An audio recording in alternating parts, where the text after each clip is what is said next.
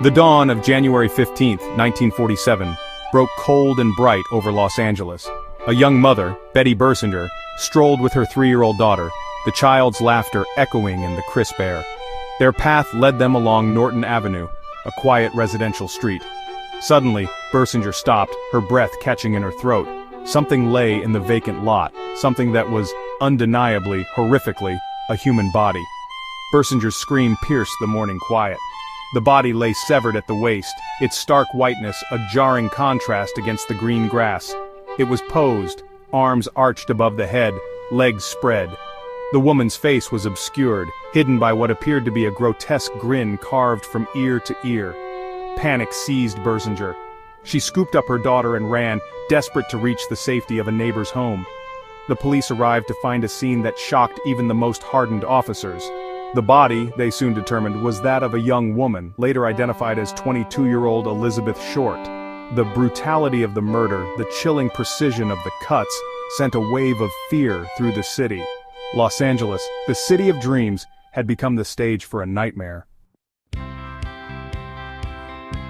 Elizabeth Short, like so many before her, had come to Hollywood seeking fame and fortune. Born in Massachusetts, she possessed a captivating beauty and an ambition that burned bright. She dreamed of gracing the silver screen, of becoming a star. But fate, it seemed, had other plans. Elizabeth's life, though brief, was marked by hardship and loss. Her father's suicide when she was just a teenager left her emotionally scarred. She drifted from job to job, her dream of stardom fading with each passing day. She was a familiar face in the nightclubs on the Sunset Strip, her striking looks and dark hair attracting attention wherever she went. It was this allure, perhaps, that led to her untimely demise. After her death, the press, hungry for a sensational story, seized upon Elizabeth's beauty and her unfulfilled Hollywood aspirations. They dubbed her the Black Dahlia, a moniker inspired by her penchant for wearing black clothing and a popular film noir thriller of the time, The Blue Dahlia. This posthumous nickname, with its connotations of darkness and tragedy, would forever be linked to Elizabeth Short, overshadowing the life she once lived. The autopsy of Elizabeth Short's body revealed the true horror of the crime. The killer had bisected her body with a precision that spoke of a chilling expertise. The cuts were clean, almost surgical, suggesting someone with anatomical knowledge. Her body bore signs of torture, evidence of a depravity that sent shivers down the spines of even the most seasoned investigators. The killer had taken the time to drain Elizabeth's body of blood, leaving her skin with an unnatural pallor. Her face, once radiant, was contorted into a ghastly grin, the result of deep incisions cut from the corners of her mouth to her ears. This signature mutilation, a macabre calling card, became a chilling hallmark of the case. Theories about the killer's identity ran rampant.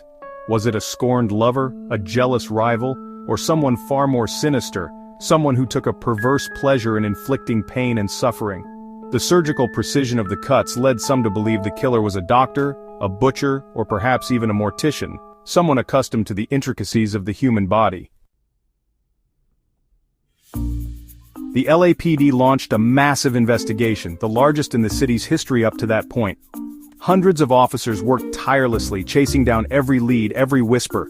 They interviewed countless individuals, from Hollywood hopefuls to underworld figures. The newspapers, fueled by the public's insatiable appetite for details, published every gruesome detail, further sensationalizing the case.